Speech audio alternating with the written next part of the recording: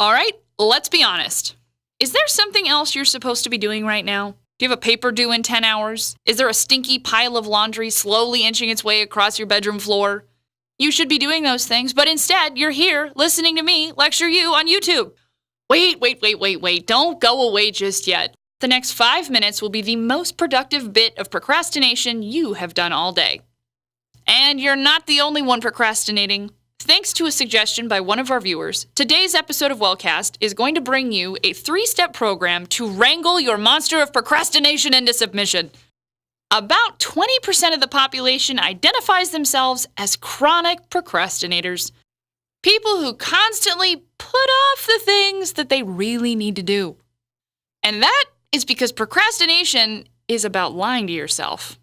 You know, telling yourself, I'll have plenty of time to finish that paper tomorrow, when you know you are way behind.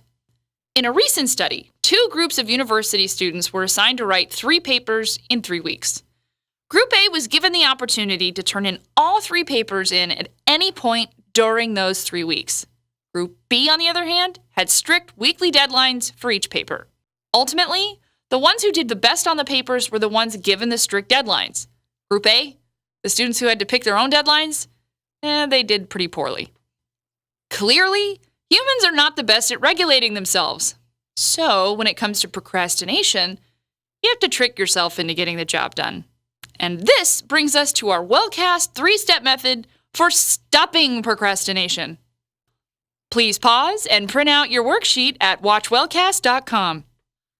Okay, are you ready? Step 1. Eat an elephant. Hey, how do you eat an elephant? 1 bite at a time. Look, what I'm saying is, you need time to digest, or you're going to make yourself sick. Reward yourself for getting through parts of the project, rather than waiting to reward yourself after the whole thing's over.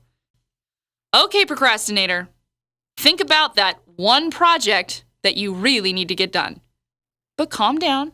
Instead of letting it overwhelm you, organize that project into small, bite-sized, manageable segments.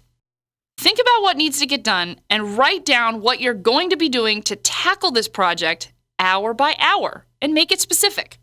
By breaking down this giant project into smaller tasks, this elephant will become a lot less daunting. Step 2. Pick out the itsy-bitsy goblins instead of going for the whole dragon. The hardest part about starting any project is always starting the project. A good way to get around this is to start a project off with the task you like the best. Listen, when you do something that you like, your brain releases dopamines, which makes you happy.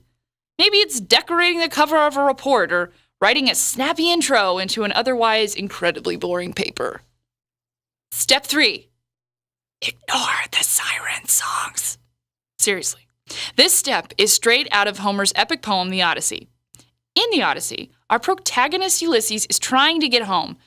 Unfortunately, this requires maneuvering through a strait of water where sailors are often lured onto the rocks by creatures called sirens. Instead of giving up, Ulysses instructs his crew to tie him to the mast of his ship and for all of them to plug their ears. No matter how much he yells and screams to head towards the beautiful sirens, the sailors must keep on track.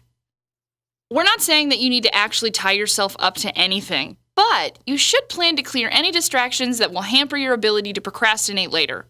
For example, if you're a sucker for Facebook or online video games, have your parents or your roommates change the internet password to keep you on track for studying. The less temptations you give into, or have the ability to give into, the better you'll be at acing that exam. Okay, kiddos, let's recap. The best way to get around procrastination is to trick yourself into doing the work. It's true, though. We recommend that you do this in one of 3 ways. Number 1, breaking your tasks into segments. In other words, you go ahead and eat that elephant. Number 2, start with the most enjoyable part of the project. Go for those itsy-bitsy goblins. And number 3, avoid that siren song. Clear out those distractions so you can get the job done.